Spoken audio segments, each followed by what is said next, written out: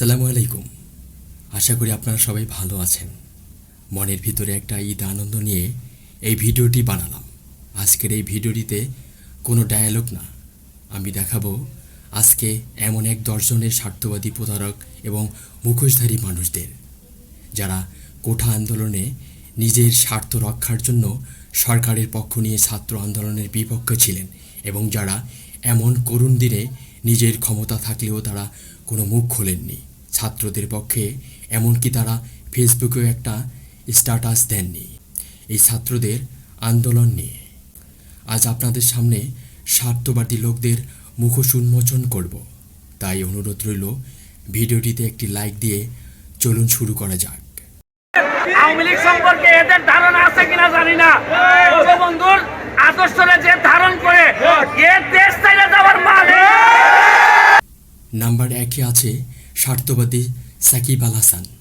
ভিডিওটি এখন যারা দেখছেন তাদের মাঝে হয়তো সাকিবের ভক্ত রয়েছে, তবে কিছু করার নেই। আজ আমি কিছু সত্য তুলে ধরব, আপনারা রাগ করবেন না। কোটা আন্দোলনে ছাত্রদের পক্ষে থাকা তো দূরের কথা, সে আন্দোলন চলাকালীন সময়ে তার বউ বাচ্চা নিয়ে ভ্রমণ করছিলেন দেশের বাইরে, এবং সেখান থেকে একের পর এক ছবি সামাজিক যোগাযোগ মাধ্যমে পোস্ট করেছেন। দেশে ফেরার কথা একবারও ভাবেননি। দেশের এমন করুণ পরিস্থিতিতে তিনি ফেসবুকে ছাত্রদের উদ্দেশ্যে কোনো ভিডিও বার্তা, কোনো স্ট্যাটাস পোস্ট করেননি। এই টাকালোভী স্বার্থবাদী সাকিব শুধু টাকাকেই চেনে, সে দেশের জন্য কিছু করার মন মানসিকতা কিছু রাখেনি। সরকারের পা চাটা এই গোলাম দেশটাকে বিক্রি করে দিতেও একবার চিন্তা করে না।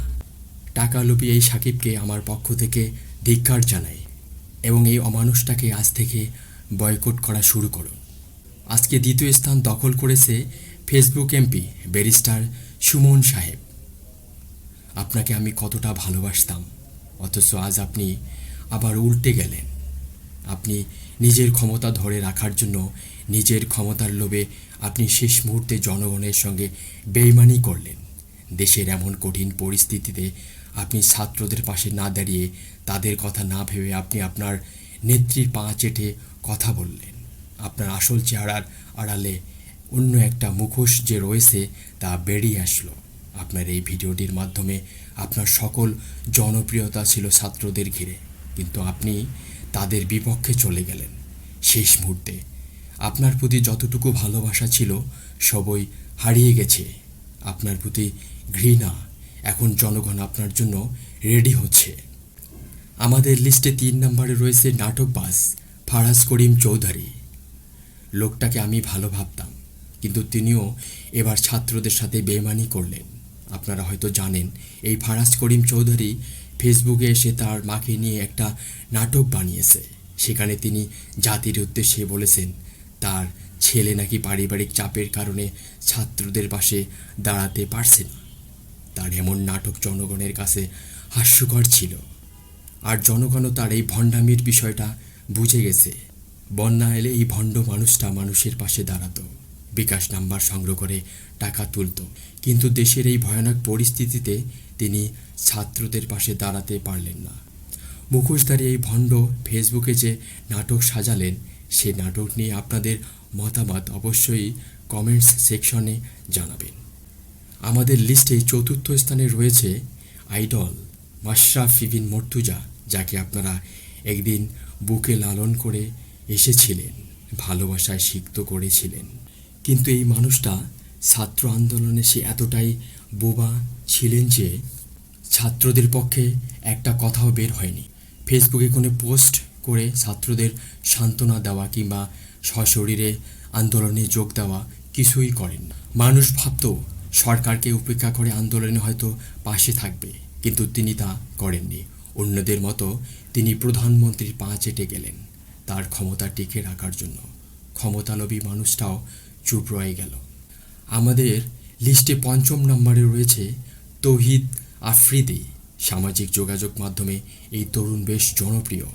তার ভিডিওগুলো মানুষ অনেক ভালোবাসে, পছন্দ করেন, কিন্তু এই ছাত্র আন্দোলনে তিনি চুপ করেছিলেন।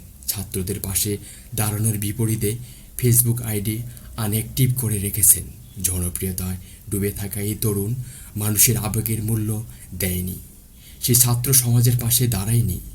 এমনিতে দেশে কোনো বন্যা হোক বা কোনো সমস্যা হোক সেখানে দেখতে পাওয়া গেলেও এবার কিন্তু ছাত্র আন্দোলনে তাকে দেখা যায়নি।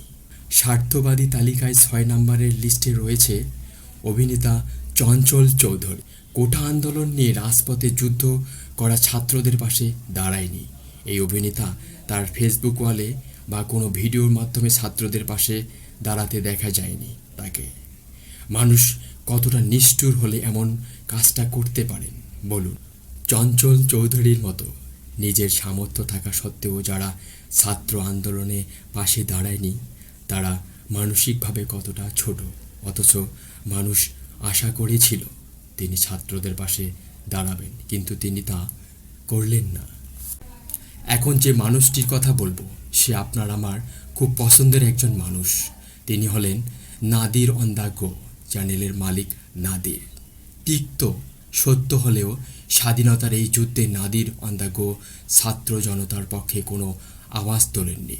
নাদির সাহেব একজন ইন্টারন্যাশনাল লেভেলের মানুষ, ব্লগার, তাকে যথেষ্ট রেসপেক্ট করেন, কিন্তু এই মানুষটা বোবা হয়ে গিয়েছিলেন ছাত্র আন্দোলনে, নিজের মুখে তালা দিয়ে রেখেছিলেন। কিন্তু আমাদের মতো সাধারণ মানুষ ওনার কাছ থেকে আশা করেছিল উনি হয়তো ছাত্র জনতার পাশে থাকবেন, হয়তো ছাত্রদের পাশে দাঁড়াবেন, কিন্তু তিনিও স্বার্থবাদীদের তালিকায় নাম লেখালেন। আমাদের আজকের লিস্টের 8 নম্বরে রয়েছেন স্বার্থবাদী লোক আরেফিন শুভ। এই অভিনেতাকে আমার ভীষণ ভালো লাগতো, তাকে আমি ফলো করতাম, কিন্তু এবার কোটা আন্দোলনে তিনি যা করেছেন তাতে তিনি আমার মন থেকে উঠে গেছেন। এই ছাত্র আন্দোলনে কোনোভাবেই ছাত্রদের পাশে দাঁড়ায়নি এই অভিনেতা। নিজের সামর্থ্য থাকা সত্ত্বেও মুখে তালা লাগিয়ে দিয়েছেন। শেখ হাসিনার পা চেটে গেছেন। হাসিনাকে খুশি রাখার জন্য শিক্ষার্থীদের সাথে তিনি বেইমানি করেছেন। এমন স্বার্থপর বেইমান মানুষ দেশের জন্য ক্ষতিকর, কারণ তারা সময়ের সাথে বদলে যায়। সত্যকে সত্য বলতে তারা ভয় পায়। আমাদের লিস্টে 9 নম্বরে রয়েছেন স্বার্থবাদী অভিনেতা জিয়াউল ফারুক অপূর্ব। খুব পছন্দের অভিনেতা তিনি, কিন্তু তিনিও ছাত্রদের সাথে বেইমানি করেছেন। স্বার্থবাদী সুবিধাভোগী এই লোকটা ছাত্রদের পাশে দাঁড়ায়নি, তাদের উদ্দেশ্যে কোনো কথাও বলেনি। শেষে যখন তিনি দেখলেন দেশটা ছাত্রদের হাতে চলে যাচ্ছে, ঠিক তখনই তিনি ফেসবুকে শহীদ মিনারের ছবি পোস্ট করে লিখলেন, স্যালিউট বাংলাদেশ। আপনি একবার ভাবুন কতটা সুবিধাবাদী লোক এই অপূর্ব। তিনি এতদিন ছাত্রদের পক্ষে কথা না বলে, তাদের পাশে না দাঁড়িয়ে তিনি গতকাল মাত্র পোস্ট করলেন, এইসব সুবিধাবাদী লোকদের বয়কট করা উচিত, কারণ তারা সব সময় সুবিধা নিতেই পছন্দ করে।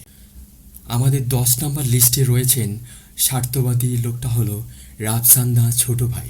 রাফসান্দা ছোট ভাই গতকাল মাঠে নেমেছেন। তিনি তখন হয়তো দেখেছেন মানুষ তাকে কতটা অপছন্দ করে এবং ধাওয়াও করেছিল তাকে, ভুয়া ভুয়া বলে চিৎকার করেছিল মানুষ।